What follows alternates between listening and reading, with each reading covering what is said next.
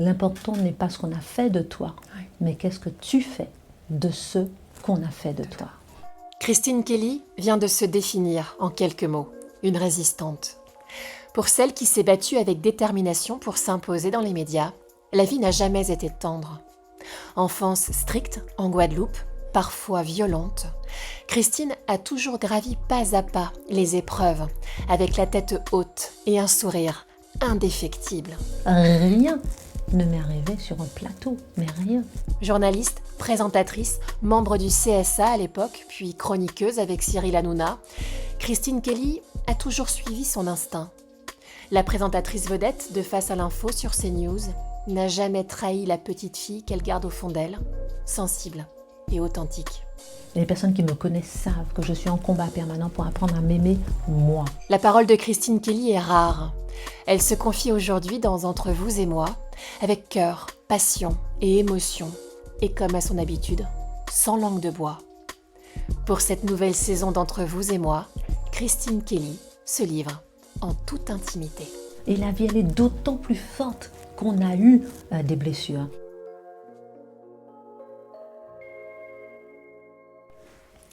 Bonjour tout le monde, bienvenue dans cette nouvelle saison d'Entre vous et moi. Pensez à vous abonner à notre chaîne, laissez un petit commentaire, un like, vous savez qu'on aime vous répondre. Et puis n'oubliez pas que ces émissions sont également à retrouver sur nos podcasts. Bonjour Christine Kelly. Bonjour ma belle. Quelle joie. Partagez. Je vais parler de l'importance de la parole donnée. Nous avions convenu de nous... On dit vous ou tu d'ailleurs? Vous, tu, comme tu veux. On peut Tout le monde se dit tu dans les médias, mais ça ne veut pas dire grand-chose. Oui. C'est important là de savoir. On peut se dire tu. Moi aussi. Ok. J'ai envie. Allez. Ouais, tu. Parce qu'on ne se connaît pas, on s'est croisés ici ou là, mais on ne s'est jamais rencontrés. La parole donnée. Tu avais accepté l'interview il y a quelques mois et puis, emploi du temps surchargé, tu es revenue à moi en me disant « Je voudrais vraiment faire cette interview ». Pourquoi ? Parce que je sentais que c'était une interview pas comme les autres. Parce que je sentais que j'avais justement donné ma parole et que je n'arrivais pas à tenir ma parole. Je voyais les jours défiler et je me suis dit non, elle, non. Il faut absolument que je lui dise oui, il faut absolument que je la rappelle, il faut absolument que je lui trouve un créneau. Et je sentais que dans la rapidité de tes réponses quand on avait calé la première interview, que tu avais vraiment envie de faire l'interview avec moi. Donc c'est resté en moi et je me suis dit qu'il faut absolument que je trouve un moment pour toi. Oui, l'envie. L'envie vraiment de te rencontrer et d'essayer de, comme à chaque fois sur Entre vous et moi, d'enlever le costume pour avoir la femme. Voilà, celle avec qui plaisir. vibre. Ton audace. Cette ferme douceur. Je peux même dire cette douce fermeté. Ton parcours acharné pour en arriver là. Ta détermination. C'est ce qui m'a confortée en plus à la préparation de cette interview. Tout ça n'est pas du vent. Et puis, ce sourire. On a en commun un sourire. Généralement, on nous dit toujours, vous souriez, tout est facile pour vous. Ça en cache des choses, ce sourire. C'est aussi la résistance. Tu es d'accord qu'on aille voir derrière ? Ah, absolument. Merci, merci. Alors, né le 13 juillet 1969. 55. Yes, monsieur le meilleur. C'est bon ça, non ? C'est rond, c'est... Ça ne me fait rien. Moi, là, je ne me fais rien. Ouais. Rien du tout. Ouais. Je ne sais pas jusqu'à quand, hein, mais j'ai pas de... Ça glisse. Né en Guadeloupe. Né en Guadeloupe. Lamentin. Exact. Ouais.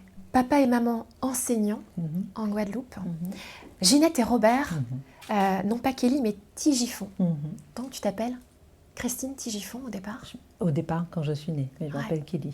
Et Kelly parce que tu as emprunté, j'ai vu ça, le prénom. Oui, avec ma cousine. Quand j'ai commencé la télé, la toute première fois, c'était pendant mes vacances. Elle m'a dit, mais on ne met pas son nom à la télé, il faut changer le nom. Les réalisateurs, etc. Et tout. J'ai dit, bon, je ne sais pas, mettez Kelly. Et puis c'est resté. Et finalement, j'ai fait officialiser, c'est sur mon état civil, etc. Donc voilà. Une manière de te cacher, de prendre de la distance ? Pas du tout. Pas du tout. Non, pas du tout. Ça s'est vraiment fait. On m'a obligée à changer de nom. parce que c'était une toute petite chaîne télé. On m'a dit qu'à la télé, on est obligé de changer de nom. J'ai fait ça pendant les vacances et après, j'ai eu du courrier. Tout était à ce nom-là. Ça s'imposait, quoi. Et là, ça posait problème, justement, parce que imagine-toi, par exemple, que tu vas à la poste récupérer un colis au nom de Kelly, on te dit, bah non, c'est pas toi. Ouais. Voilà, donc ça me posait de vrais problèmes au quotidien. Et après, j'ai mis un terme à tout ça. Mais aucune volonté de me cacher. Je suis vraiment quelqu'un qui suis moi-même. Je n'ai honte de rien dans mon parcours, dans ma vie, dans ma personnalité.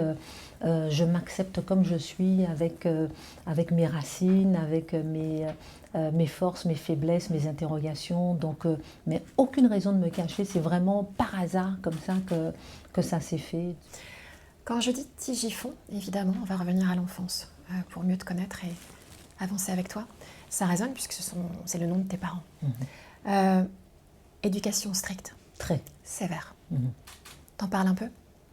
Oui, pas trop non plus, parce que je veux pas non plus trop en rajouter. Ouais, mais c'est vrai, voilà. Mais j'ai eu une éducation très stricte, j'ai été une enfant battue, et je n'en veux pas à mes parents. C'est tout un cheminement de ne pas en vouloir à ses parents. Oh oui. Mais le pardon. Le pardon libère.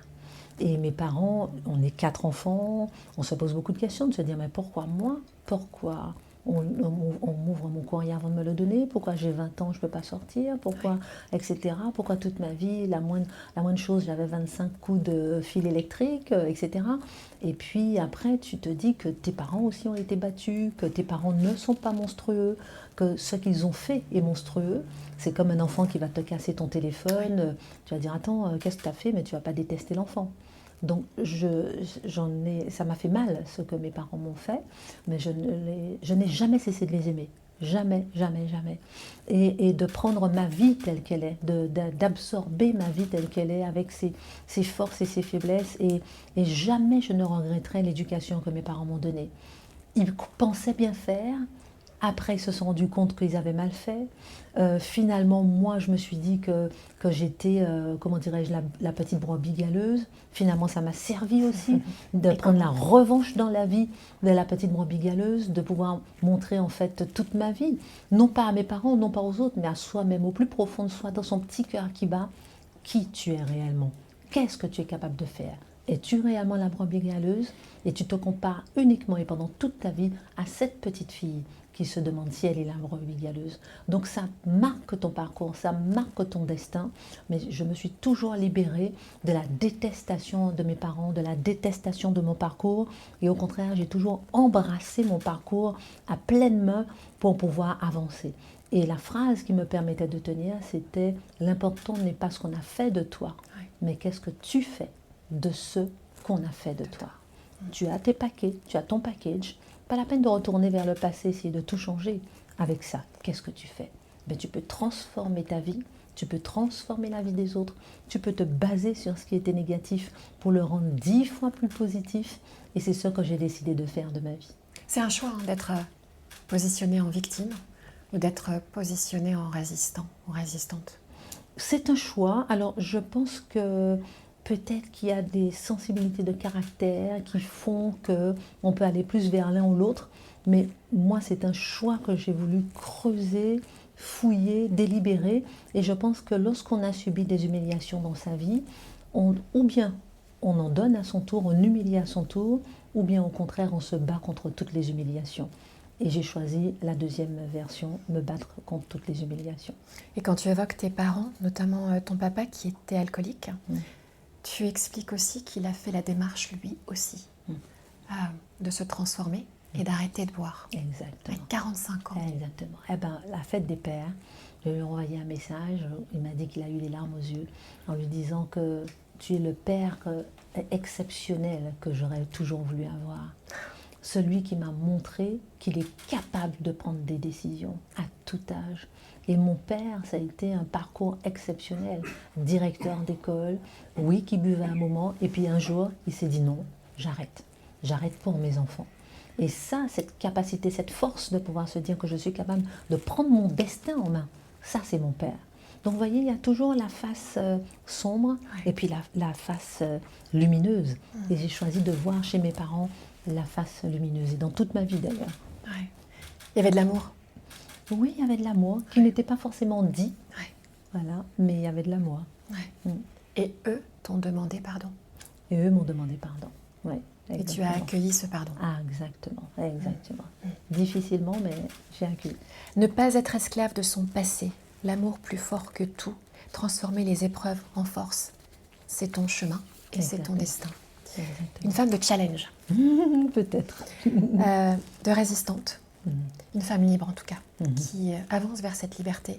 Tout ça me parle très, très Ça résonne. fortement. Ok, on continue. Études scientifiques au départ. Tu aurais pu rester en Guadeloupe, Oui, mais tu as fait le choix de partir. Pour mes études scientifiques, je suis restée en Guadeloupe parce que mes parents voulaient que je reste en Guadeloupe. Et après, j'ai commencé à faire des petits boulots parallèlement à mes études en Guadeloupe, à travailler à Air France, à la réservation par téléphone. Ensuite, j'ai voulu venir à Paris pour travailler à Air France en tant qu'hôtesse de l'air, etc. Donc, c'est moi qui suis partie finalement, qui suis venue dans l'Hexagone à Paris. Toute seule? Toute seule, oui. J'avais 20 ans. Et là, on se dit quoi? On laisse quoi derrière? On laisse ce qui nous a construit, mais ce que l'on ne veut pas nous être imposé. Ce qu'on laisse derrière, c'est qu'on laisse effectivement ce qui nous a construit, mais ce qui nous a donné des racines pour porter des fruits. Et on sait que les fruits, on ne les portera pas là-bas. On a besoin d'aller prendre de l'énergie ailleurs pour pouvoir porter des fruits. Donc j'ai fait des allers-retours. Je suis allée à Paris, j'ai travaillé en tant qu'hôtesse sur le TGV, hôtesse de l'air, etc. Je suis retournée en Guadeloupe et c'est là que j'ai commencé la télévision pendant 2 ans sur une petite chaîne privée, ensuite 2 ans sur RFO local. Et c'est vrai que tu sens qu'il te faut aller plus loin, tu sens qu'il te faut te développer, tu sens qu'il te faut mettre un pied devant l'autre, toujours pour penser la petite en toi qui se demande si elle est une brebis galeuse. Et jamais les gens n'ont compris mes choix. Et que lorsque je suis partie, par exemple, de la Guadeloupe pour aller faire mon école de journalisme et que j'ai laissé la chaîne RFO où je travaillais et ça fonctionnait très bien, il y avait des articles de presse disant que c'est fini, Christine Kelly, elle est morte parce qu'elle allait faire une école de journalisme. Et ça, souvent, j'ai vu ça, mais ça ne me faisait ni chaud ni froid. Y compris à l'époque. Y compris à l'époque, parce que je faisais mon parcours. Mon destin, c'est assez particulier. Il est à la télévision, alors que je ne suis pas une femme d'image. Alors si je dis ça, les gens vont se dire n'importe quoi, elle est hypocrite, qu'est-ce qu'elle raconte? Je sais que je ne suis pas une femme d'image. Les personnes qui me connaissent, l'autre jour, je suis allée déjeuner, par exemple, avec le cardiologue Frédéric Salman, très connu, et il me connaît depuis 20 ans, et je ne me suis même pas assise, et il me dit, mais Christine, quand est-ce que tu vas commencer à t'aimer? Et j'ai dit, purée, toi, tu me connais. Et les personnes qui me connaissent savent que je suis en combat permanent pour apprendre à m'aimer, moi. Tiens. Donc je ne suis pas quelqu'un d'image, mais je suis peut-être dans un métier d'image pour apprendre à m'aimer et pour faire ce chemin en permanence vers moi-même. Tu crois qu'il n'y a pas de hasard dans la vie? Il n'y a pas de hasard dans la vie, oui. Et on apprend au fur et à mesure le sens de ce qui nous paraît au départ insensé, en fait. Exactement, exactement. Et ce qui paraît complètement insensé, hallucinant ou impossible peut se révéler des années plus tard très important et un carrefour important. Poste pendant 9 ans sur LCI, journaliste et présentatrice. Et c'est là qu'effectivement ton métier d'image se développe et que l'on te découvre à l'antenne. Tu acceptes également, j'avance vite, la proposition de Gérard Larcher, qui est alors président du Sénat, de rejoindre le CSA, aujourd'hui l'ARCOM, l'organe qui va réguler l'audiovisuel, plus jeune du CSA, femme de couleur. Et issue du privé. Et tu refuses de devenir ministre des Outre-mer, proposition de Nicolas Sarkozy à l'époque. Tu fais ça pourquoi? Je fais ça toujours pour m'occuper de cette petite fille qui est à l'intérieur de moi. Un engagement est un engagement. Je me suis engagée à être au CSA. J'ai hésité, on m'a appelé, rappelé encore. Et là, je me suis dit, ok, je fonce, je vais faire ce mandat. Quelque temps après, justement, le président Nicolas Sarkozy me propose d'être ministre de l'Outre-mer. Et là, je dis non, je viens de commencer un mandat, tout simplement. Je viens de commencer un mandat, je veux aller au bout de ce mandat. Je ne suis pas attirée par la lumière qui brille, je suis attirée par ce qu'il y a derrière la lumière. J'ai quitté la lumière des plateaux de télé pour aller dans l'ombre des dossiers du CSA. Et je suis une fille de dossier, une fille d'action, une fille de concret, et pas forcément quelqu'un qui va là où ça brille ou bien qui est assoiffé de pouvoir, pas du tout. Mais assoiffé d'évolution permanente et constante de moi-même par rapport à moi-même. Tu voulais lui prouver quoi à cette petite fille-là? Mais je voulais déjà lui prouver à cette petite fille que ce poste-là du CSA, où personne ne m'attendait, que tout le monde vous dit « Ah oui, on postule pour être au CSA » et je n'avais pas postulé. Et je me suis dit, si on est venu me chercher, je vais me prouver à moi-même que je suis capable de faire mon mandat. Et je veux me prouver à moi-même que je suis capable de sortir de ce mandat avec un bilan. Et j'ai travaillé pendant ces 6 ans pour avoir un bilan, pour sortir du CSA en ayant fait du concret. Tu as fait adopter les sous-titres pour les sourds et les malentendants. Tu as également instauré la transcription de la langue des signes en bas des écrans. Aider l'autre, aider celui qu'on voit différent et qui finalement n'est pas si différent que ça de nous. Ça fait partie de ma ligne de vie aussi. Tendre la main vers l'autre, avancer pour l'autre. Quand tu fais un journal télévisé, c'est pour aider l'autre, pour lui donner l'info, lui arranger l'information la plus simple possible pour qu'il puisse comprendre l'information pendant qu'il fait la vaisselle ou pendant qu'il s'habille, qu'il puisse comprendre l'information. Et de la même façon, quand tu es au CSA, arriver à te dire en quoi tu peux être utile aux téléspectateurs, comment tu peux changer sa vie. Et là, tu arrives avec un dossier énorme et plein de courriers où les lettres disent, tous les patrons de chaîne, mais non, on ne veut pas du tout sous-titrer les programmes, on ne veut pas le faire, on n'a pas d'argent, ça coûte très cher, etc. Et là, je me pose et je dis, attends, on va voir. Je fais, comme une journaliste, je fais le tour des pays pour voir comment ça a été fait en Italie, en Belgique, au Royaume-Uni, aux États-Unis, au Canada. Je vois partout comment est-ce qu'ils ont fait le sous-titrage. Et 2-3 mois après, je reviens, je vois toutes les chaînes télé, je leur dis, voilà, comment on va faire? Ah oui, mais madame, on ne peut pas mettre ça ici. Je dis, si, il y a une solution, l'Italie le fait, vous le mettez là. Et finalement, j'ai trouvé des solutions à tout et je regardais chaque patron de chaîne en disant que ça serait votre fille qui serait sourde, vous l'auriez fait. Et finalement, les patrons de chaîne ont écrit à la présidence du CSA pour dire qu'on est tellement content du résultat qu'on a eu grâce à Madame Kelly.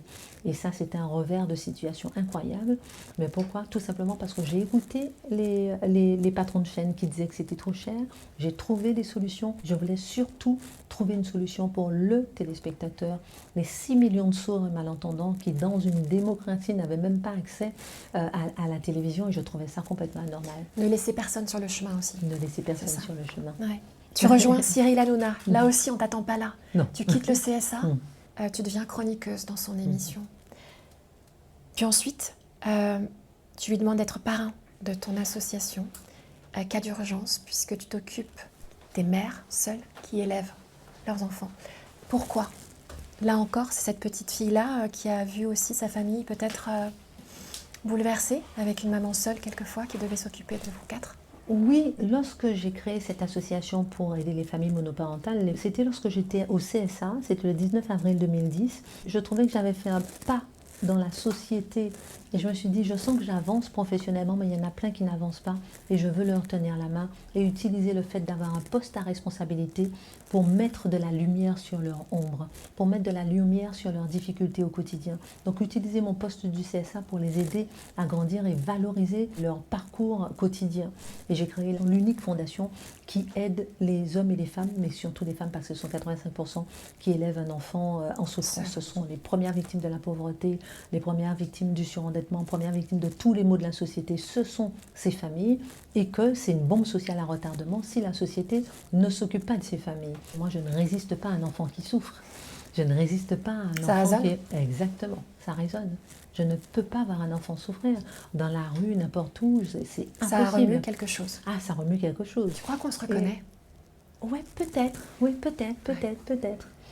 Un enfant qui est sans protection, sans, comment dirais-je, parure, qui est complètement à nu devant un adulte, je trouve que c'est la plus belle chose qu'il y a au monde à protéger.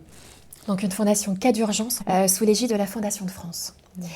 Et depuis 2019, sur CNews, face à l'info, j'ai écrit cette phrase « Tu n'es jamais là où l'on t'attend », diront certains, surtout tes confrères, car le public, lui, est là.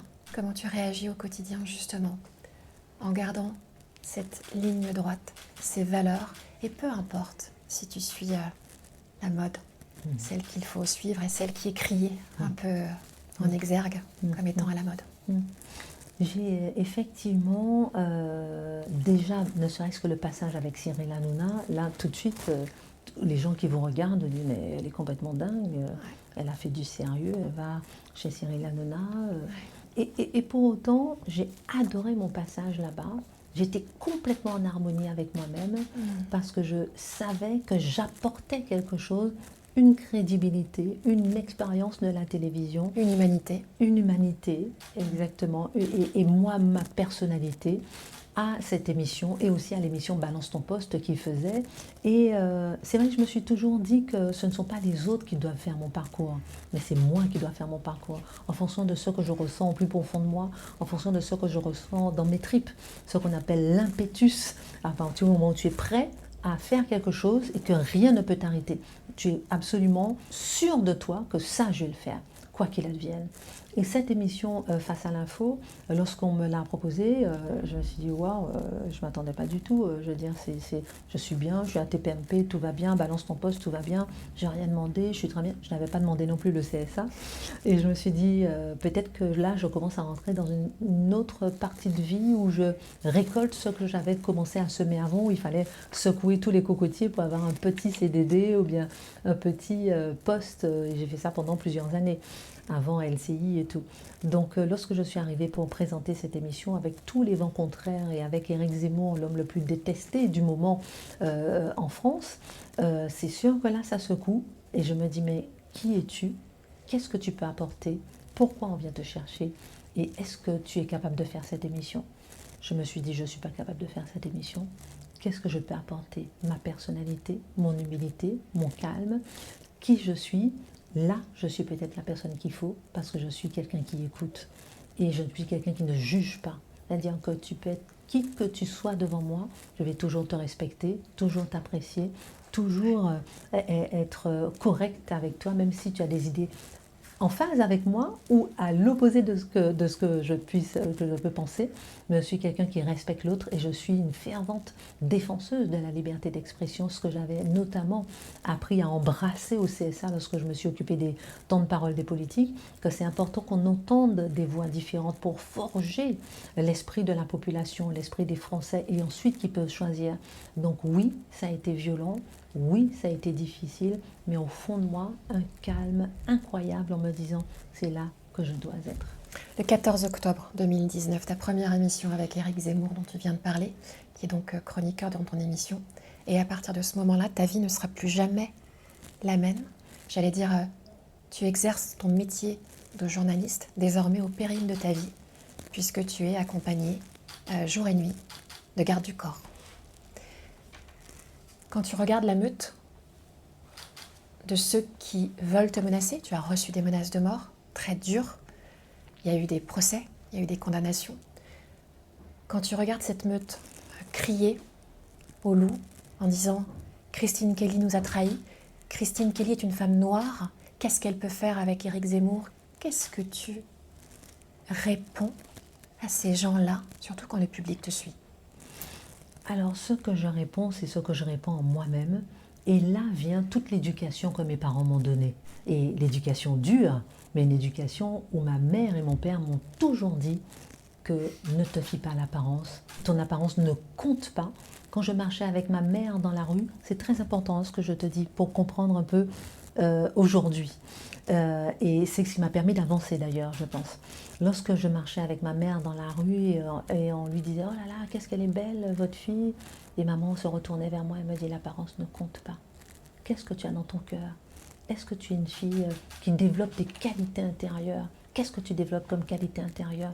Un jour, tu n'auras pas d'apparence, tu peux avoir un accident demain, tu n'auras pas le même visage. Qu'est-ce que tu auras développé au fond de toi?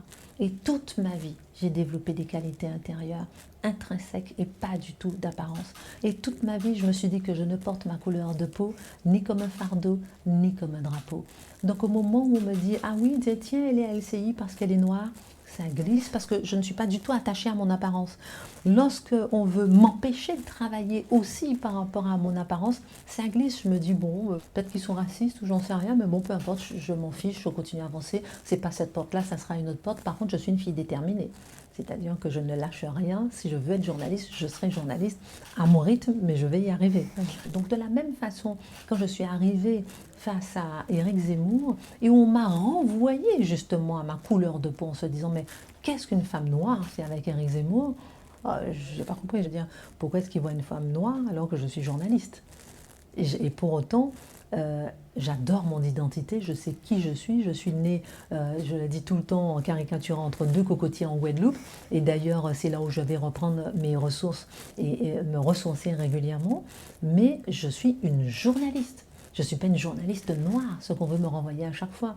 Et ne serait-ce que pour, comment dirais-je, rester dans cette définition de qui je suis, une journaliste et pas une journaliste noire, ne serait-ce que pour ça, mais je serais morte sur le plateau télé. Parce que ce ne sont pas les autres qui me définissent, c'est moi qui me définis.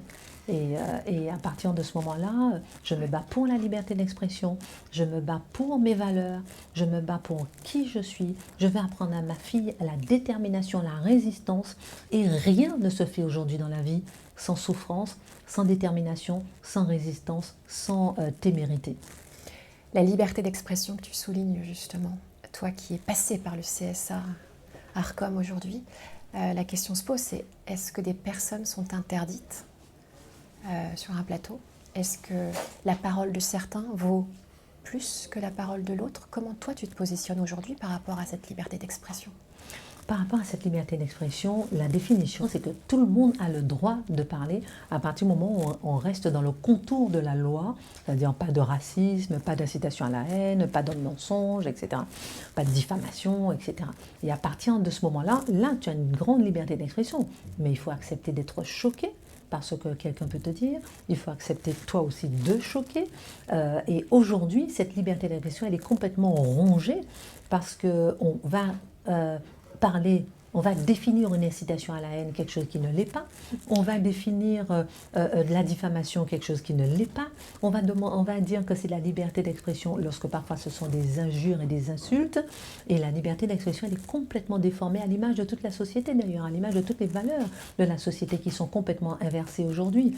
Donc la liberté d'expression, pour moi, c'est toujours la liberté de parler, de s'exprimer, d'argumenter, de débattre, quelle que soit la personne qu'on a en face de soi, tout en respectant la loi et se battre pour ça, alors qu'on voit qu'on est sur une pente descendante de façon inversement exponentielle de la chute de la liberté d'expression parallèlement à la chute de la démocratie, c'est effrayant, c'est effrayant. Donc je me bats pour la liberté d'expression et ne serait-ce que dans le début de l'émission 2019 à aujourd'hui, on voit comment elle a encore été réduite. Comment peut-on, dans une démocratie, se dire qu'il faut faire fermer une chaîne télé? Je trouve ça anormal qu'on puisse dire qu'il faille fermer une chaîne qui est une chaîne sur 300 chaînes alors que le téléspectateur a le pouvoir de zapper.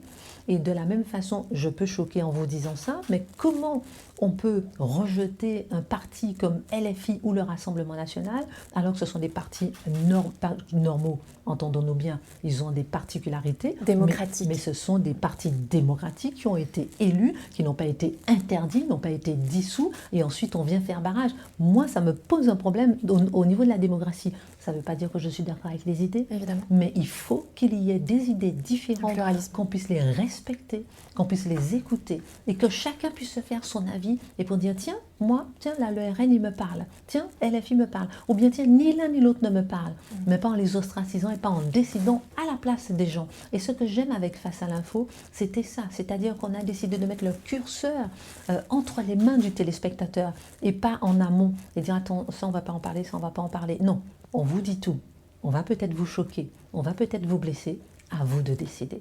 À vous de juger et de vous dire est-ce que ça c'est juste, est-ce que c'est vrai, est-ce que vous voyez effectivement la société comme ça ou pas?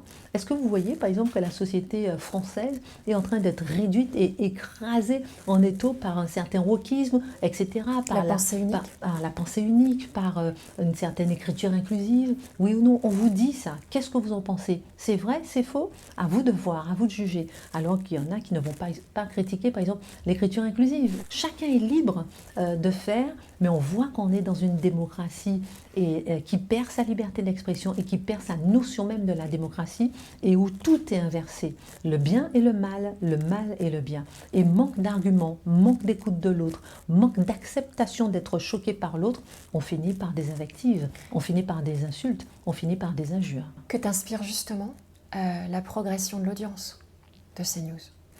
Alors c'est très intéressant parce que le 19-20 est le moment charnière d'une chaîne, toujours un moment capital pour une chaîne. Quand je suis arrivée, la case faisait 40 000 téléspectateurs et là on fait 800 000 de moyenne, donc on fait jusqu'à 1 million. C'est incroyable parce que ça restera dans l'histoire de la télévision française, de mon point de vue, non pas parce que c'est moi qui présente l'émission, mais parce que ça ne s'est jamais vu une émission qui fait ça veut dire quoi 15 fois. Ce que ça veut dire qu'on a soif d'avoir un autre regard. On a soif de sortir de cette pensée unique. On a soif d'avoir le choix de la pensée unique, mais aussi le choix de dire le réel, la vérité, ce qu'on voit. Qu'est-ce que les gens me disent lorsque je les croise? Qu'est-ce que les gens me disent lorsqu'ils m'écrivent? Madame, on vous aime parce que vous êtes calme. On aime vos mousquetaires parce qu'ils prennent du temps pour travailler et nous aider à éclairer, à bien comprendre l'actualité. Et on vous aime parce que vous prenez le temps d'expliquer les choses. On vous aime, madame, parce qu'on ne sait même pas pour qui vous votez. Et je pense que c'est ça qu'ils viennent chercher. On n'a que la parole, que les mots pour aider à penser, aider à réfléchir à la vie d'aujourd'hui. Tu as senti, le mot résistance. Et je sens que cette émission est une émission de résistance. Et plusieurs fois, je me suis dit, bon, est-ce que c'est encore ta place? Je me remets tout le temps en question. Et je me suis dit, dans une émission de résistance, j'ai ma place. Tu penses que ça explique aussi peut-être la défiance aujourd'hui qu'un grand nombre de Français portent sur les médias? Tout à fait, c'est exactement ça. Ça explique justement l'audience, le fait que les gens ont conscience que tous les médias disent la même chose. Et je trouve que le simple fait de vouloir critiquer cette chaîne montre la perte de démocratie qu'on a. Le fait qu'on veut faire taire l'autre, on veut faire assujettir l'autre à sa pensée, à une pensée unique, et que tout le monde puisse penser pareil, et que tout le monde puisse ne plus réfléchir en fait. Tu le paies très cher. Oui. Ah oui. Ta vie, chaque jour. Ah oui, complètement. Ça vaut le prix d'une vie, ça? C'est une vraie question. Je me suis plusieurs fois posé la question. Et plusieurs fois, je me suis dit, mais est-ce que j'ai encore ma place? Et je me suis dit que ma place est une place de résistante. Et quel que soit l'endroit où je suis, oui. Tant que je sens que j'apporte aux téléspectateurs, tant que je vois le téléspectateur aussi dans la rue, qui parfois me saute dans les bras en me disant « Christine, on t'aime », alors que je ne les ai jamais vus, ou bien « Continuez, on a besoin de vous », ou bien quand je vais dans un train et que je suis complètement décoiffée et que le contrôleur voit mon nom et il me remet mon billet, il me dit « Merci pour la démocratie », ça me fait tenir. Et là, je me dis que je suis à ma place. Et peut-être au prix de ma vie. Qu'est-ce qu'une vie, sinon une vie pour une mission? Une vie aussi, une mission de mère, puisque tu es maman d'une petite fille qui a 10 ans presque, c'est ça? Oui, exactement. Je ne savais pas que tu avais perdu 2 enfants. Oui. Des jumeaux. Exact. 12 octobre 2001. Tu étais enceinte de 6 mois. Je suis mère. Ça laisse quoi comme douleur? Une douleur que j'ai traînée pendant 10 ans. Dès que je voyais un enfant, une femme, même dans un film, une fiction qui avait perdu son enfant, je pleurais non-stop. Qu'est-ce qui m'est resté? Ça m'a coûté un divorce, je ne pouvais plus supporter mon mari de l'époque, pourtant je l'aimais. Et ça m'a coûté le fait que je n'ai plus jamais voulu tomber enceinte, parce que ça me faisait peur à mettre un enfant au monde. Et ça m'a rendue humble face à la vie. Et d'accepter ta vie telle qu'elle est. Et j'aime bien, comme tu disais tout à l'heure, un sourire. Et derrière un sourire, qu'est-ce qu'il y a? Derrière un sourire, combien de marques de guerrière qu'il y a sur le corps et dans le cœur qu'on a dû penser pour garder son sourire. Et c'est la raison pour laquelle aussi, je me suis livrée aussi, parce que au bout du bout, on voit tout le temps des sourires et on voit tout le temps, on a l'impression que Christine, tu fais ça, tu as tout ce que tu veux, et souvent on me l'a sorti, et en réalité non. Si vous saviez. Si vous saviez. Ce qu'il y a derrière. Et je vais tout chercher en l'arrachant avec mes dents. Rien ne m'est arrivé sur un plateau, mais rien, pas même un enfant. Et comment tu fais quand tu avais les jambes à terre parce que tu venais de perdre ces 2 enfants? Comment on trouve au fond de soi, au fond du bide, l'idée de se dire la vie, elle va continuer et la vie, elle vaut la peine d'être vécue. Ça prend du temps, ça prend du temps. Je pense que le meilleur allié dans des moments comme ça, c'est le temps. Mais il faut absolument regarder à quel point la vie se renouvelle et a besoin justement de positif. J'ai vécu en 1989 un cyclone très puissant en Guadeloupe, j'avais 20 ans. C'était le cyclone Yungu avec des vents à 300 km/h. Tout a été arraché, tout, tout. En 15 jours, les plantes commençaient déjà à repousser. Je n'ai jamais oublié ça. Tout le monde pleurait, tout le monde avait tout perdu. Ses animaux, sa voiture, etc. Et tout le monde disait, ah, c'est fini, on ne pourra plus jamais recommencer. La vie recommençait. Donc la vie, elle est toujours là, à portée de main. Et la vie, elle est d'autant plus forte qu'on a eu des blessures. Je dis tout le temps que la vie du héros, l'histoire du héros commence lorsqu'il, justement, il se lève, il relève ses genoux. Il est tombé, il a mal. Mais lorsque un guerrier se relève après être tombé, rien ne peut l'arrêter. Ouais. Et on sait, on est des guerrières. Ça qui est chouette. Détermination, adaptation, maîtrise des émotions. Ah oui. Les 3 mots que tu inculques à ta petite fille. Ah oui. Maîtrise des émotions parce que tu es une hypersensible. Très, exactement. Je suis très, très, très perméable à tout. Je comprends ce que les gens disent avant même qu'ils aient parlé. Et malheureusement, donc je comprends le positif et le négatif. Et je souffre facilement. Ouais. Et donc c'est une forme de mise à distance aussi. Ouais. Alors c'est intéressant pour la maîtrise des émotions, c'est lorsqu'il faut pleurer, il faut pleurer. Moi ça m'arrive de pleurer à l'antenne. Lorsque Marc Menant me raconte une histoire qui me fait mal, ou bien d'un enfant qui souffre, je pleure. Et j'accepte de pleurer. En revanche, la maîtrise des émotions, pour moi, c'est justement savoir que tu acceptes, être consciente que tu acceptes de pleurer. Et il y a un moment où tu te dis stop, là c'est bon, j'ai pleuré, je me suis accordé 3 jours de pleurs sur quelque chose et après je me relève, après j'arrête. Ou bien la maîtrise des émotions, c'est l'autre jour je disais à ma fille, on devait aller au Maroc en week-end, on arrive, c'était la période Covid, j'avais pas fait le test Covid, j'avais complètement oublié, du coup on n'a pas pu prendre l'avion et ma fille, maman on va pas prendre l'avion. J'ai dit écoute-moi bien, adaptation. On s'adapte, on va trouver une solution. Détermination, maman te promet d'aller au Maroc. Maîtrise des émotions, tu arrêtes tout de suite de pleurer et on ne se met pas en colère. Et c'est ça, la maîtrise des émotions, pour pouvoir rester déterminé. Et on a été chercher un autre billet d'avion, il y avait des gens en colère et je lui disais, tu vois Léa, ça, c'est la non-maîtrise des émotions, ça ne sert à rien. Par contre, on reste déterminé. On a pris 3 avions pour aller au Maroc et je lui ai dit, à la fin de la journée, tu vois, on y est arrivé, tu adores l'avion, on a pris 3 avions, génial, j'étais crevée. Ça, j'imagine. Et là, pour maîtriser les émotions la maîtrise des émotions, c'était comme ça. Mais je lui ai dit, c'est ça, on est arrivé au Maroc en fin de journée. Et ça peut être le chemin d'une vie, mais en tous les cas, c'est le chemin. Ah oui, ça peut être le chemin d'une vie. Ton dernier ouvrage, Femme en politique, premier bilan, ça veut dire qu'il y en aura d'autres. Une femme politique est un homme politique comme les autres, tu es d'accord ? Oui, je pense que c'est ce que je veux faire ressortir justement dans le livre. Mais en écrivant le livre, c'est ce qui est ressorti. Parce qu'on n'a jamais fait un bilan de l'exercice du pouvoir des femmes. Tout a été dit sur la conquête du pouvoir, mais comment est-ce qu'elles exercent le pouvoir ? Et au bout du bout, quand on regarde les 30 portraits, on se rend compte qu'une femme politique est comme un homme politique. Arrêtons avec, pardon, moi j'aime pas les quotas, j'aime pas les lois sur la parité. Alors bien sûr on va certainement me critiquer là-dessus, mais moi j'aime la liberté. C'est-à-dire laissons les femmes qui ont envie d'accéder au pouvoir accéder au pouvoir et regardez un peu leur bilan, elles sont comme les hommes. Et elles n'ont rien à envier aux hommes, ni dans la détermination, ni dans la capacité à appliquer leurs réformes, ni dans la capacité à être agressive l'un envers l'autre non plus.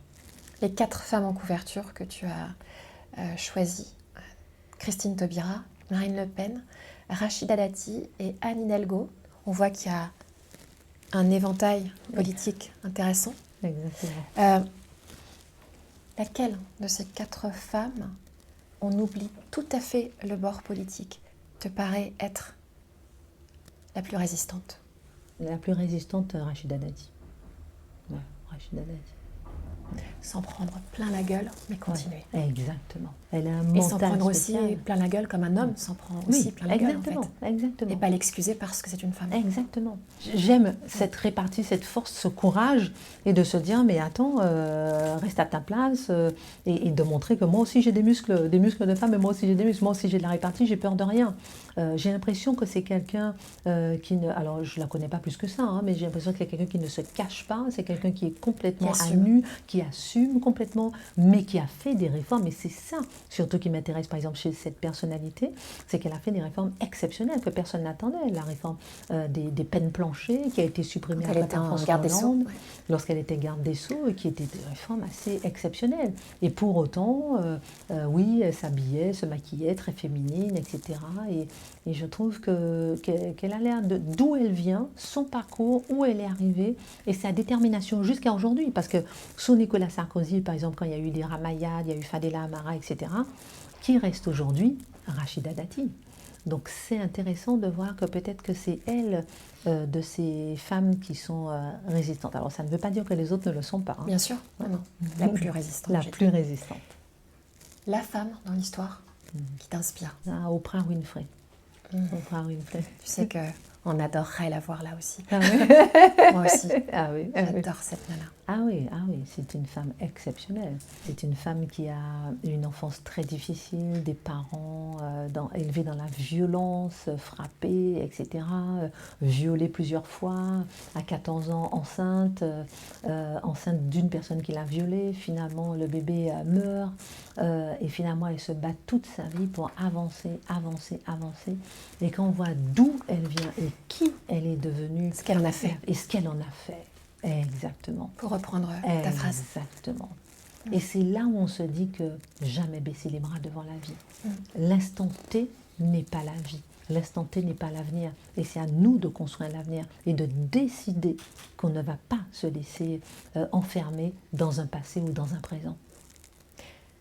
Christine, ton mot préféré? Ma doudou. C'est moi qui le dis souvent autour de moi. Ouais. Ça représente ma générosité, ma bienveillance, mon empathie. Maternante. Exactement. Ça, je pense que ça résume bien. Et dans la rédaction, on me dit tout le temps, ah oui, Christine, t'appelles tout le monde ma doudou, ma chérie et tout. Je dis non. Si tu regardes bien, il y en a que je n'appelle pas comme ça. Donc ceux qui nous écoutent vont le noter. Voilà. Mince, pas moi alors. C'est ça. Le mot que tu détestes? La jalousie. Tout le mot et le concept. C'est quelque chose que je ne comprends pas, c'est quelque chose que je ne suis pas une fille jalouse du tout, mais de rien. Ouais. Mais ça, alors là, je ne comprends pas. Et je déteste. Je déteste. Parce que ça rend les autres fous. Et moi, je n'ai pas le critère de compréhension de la jalousie. Toute ma vie, ça m'a poursuivi. Des gens jaloux, qui vous mettent des bâtons dans les roues, qui cherchent à vous détruire complètement. Et ça, c'est quelque chose que je n'ai jamais compris. Dieu merci, je n'ai pas compris et j'avance quand même, heureusement. La chanson que tu affectionnes? La chanson de Johnny Hallyday, 100%. Tu l'as chantée avec son fils. Ouais. Tu me ressembles 100%. Tu la dirais à ta fille, c'est ça? Oui. Et enfin, que dirais-tu à la toute petite Christine qui s'en est pris plein la figure? Elle est là, tiens. Elle te regarde. Je lui dirais à cette petite Christine, ne regarde pas ce qui se passe aujourd'hui, que tu as un destin incroyable qui t'attend. Serre les dents, ferme les yeux, attends et ça va passer très vite et tu verras comment toi-même tu construiras ton destin. Ça ne sera pas simple, mais tu gagneras au bout du bout. Et se dire que ok, j'admets, j'ai ressenti ça, j'ai vécu ça, ça a été difficile, qu'est-ce que j'en fais? Eh bien à partir d'aujourd'hui, je décide d'en faire quelque chose et ça me donnera une rage que personne d'autre n'aura et ça me donnera une détermination pour avancer, pour prouver à cette petite fille qu'elle avait raison de serrer les dents. Merci infiniment. Merci beaucoup. Merci infiniment. Merci.